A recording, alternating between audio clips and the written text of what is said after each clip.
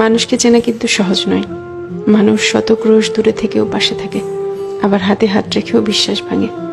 মানুষ গভীর ভালোবাসাও গোপন রাখে, আবার প্রতারণার ইচ্ছা নিয়েও অকপটে বলে দেয় ভালোবাসি। মানুষ থাকবো বলেও হারিয়ে যায়, চলে যাচ্ছি বলে বারবার পিছু ফিরে তাকায়। কেউ আলোর পাশাপাশি অন্ধকারেও পাশে থাকে, কেউ আবার ভালো থাকে কেড়ে নিয়ে লিখে দেয় ভালো থেকো। মানুষ মায়া কান্নাও কাঁদে, মানুষ ডিপ্রেশনেও হাসে। এই জন্য মানুষকে চেনা কঠিন, সত্যি কঠিন বটে।